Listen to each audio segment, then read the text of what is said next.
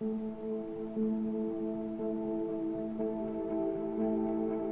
talk about dopamine. Most people have heard of dopamine, and we hear all the time now about dopamine hits. But actually, there's no such thing as a dopamine hit. And actually, the way that your body uses dopamine is to have a baseline level of dopamine, meaning an amount of dopamine that's circulating in your brain and body all the time. And that turns out to be important for how you feel generally, whether or not you're in a good mood, motivated, etc. And you also can experience peaks in dopamine above baseline. A simple way to envision dopamine hits is every time you do something you like, you eat a piece of chocolate, dopamine hit. You look at your Instagram, dopamine hit. You see someone you like, dopamine hit. You know, all these things described as dopamine hits neglect the fact that if you scroll social media and you see something you really like, dopamine hit. Sure, there's an increase in dopamine. If you had arrived to that second Instagram post 3 days later or 4 days later, you might find it extremely interesting. Again, how much dopamine you experience from something depends on your baseline level of dopamine when you arrive there and your previous dopamine peaks. This is why when you repeatedly engage in something that you enjoy, your threshold for enjoyment goes up and up and up. So I want to talk about that process, and I want to explain how that process works, because if you understand that process and you understand some of these schedules and kinetics, as we call them, around dopamine, you will be in a terrific position to use any dopamine enhancing tools that you decide to use. You'll be in an excellent position to modulate and control your own dopamine release for optimal motivation and drive. So what sorts of activities, what sorts of things increase dopamine? And how much do they increase dopamine?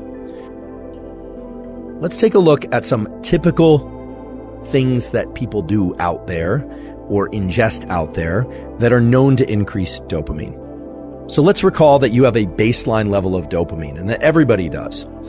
Your level of dopamine has everything to do with those genetics, but also with what you've experienced in the previous days and the previous months and so on. When you do or ingest certain things, your levels of dopamine will rise above baseline transiently.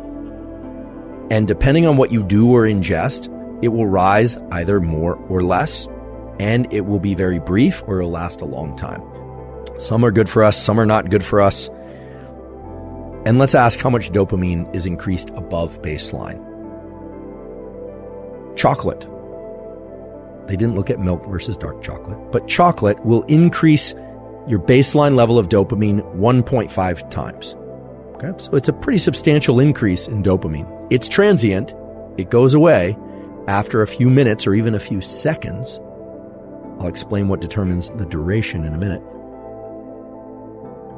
Nicotine, in particular nicotine that is smoked, like cigarettes and so forth, increases dopamine 2.5 times above baseline. So there's a peak that goes up above baseline 2.5 times higher. It is very short-lived. Anyone who's ever been a chain smoker or observed a chain smoker understands that the increase in dopamine from nicotine is very short-lived. Sex. Both the pursuit of sex and the act of sex increases dopamine 2 times. So it's a doubling above baseline. Now, of course, there's going to be variation there, but that's the average increase in baseline dopamine caused by sex. Cocaine will increase the level of dopamine in the bloodstream 2.5 times above baseline. And amphetamine, another drug that increases dopamine, will increase the amount of dopamine in the bloodstream 10 times above baseline. A tremendous increase in dopamine. Exercise. Now, exercise will have a different impact on the levels of dopamine depending on how much somebody subjectively enjoys that exercise. So if you're somebody who loves running, chances are it's going to increase your levels of dopamine 2 times above your baseline, not unlike sex. People who dislike exercise will achieve less dopamine increase or no increase in dopamine from exercise. And if you like other forms of exercise like yoga or weightlifting or swimming or what have you, again, it's going to vary by your subjective experience of whether or not you enjoy that activity. So for people that hate exercise, you can think about some aspect of exercise that you really enjoy. However, I will caution you against saying to yourself, I hate exercise, or I hate studying, or I hate this person, but I love the reward I give myself afterward. Rewards given afterward actually make the situation worse. They won't make you like exercise more or studying more. They actually will undermine the dopamine release that would otherwise occur for that activity.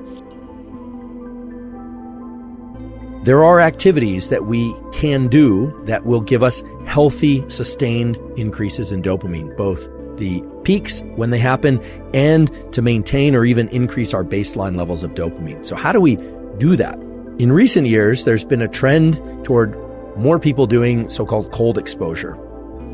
Please remember this, that when you experience something or you crave something really desirable, really exciting to you, very pleasurable, what happens afterwards is your baseline level of dopamine drops.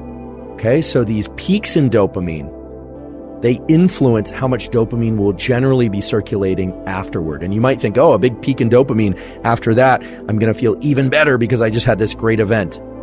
Not the case. What actually happens is that your baseline level of dopamine drops. Dopamine doesn't act alone.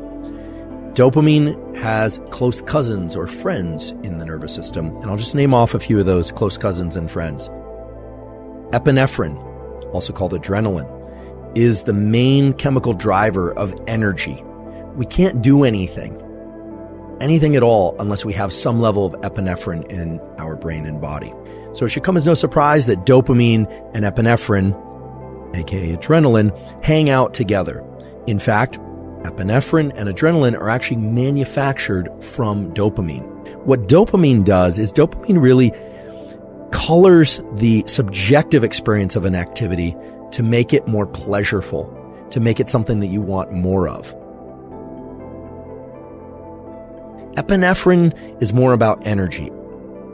If your dopamine is too low, you will not feel motivated. If your dopamine is really high, you will feel motivated. And if your dopamine is somewhere in the middle, how you feel depends on whether or not you had higher dopamine a few minutes ago or lower dopamine.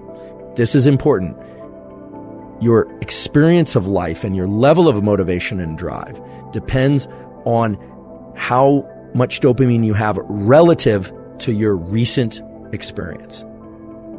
There will be other factors too, but the level of dopamine is the primary determinant of how motivated we are, how excited we are, how outward facing we are, and how willing we are to lean into life and pursue things.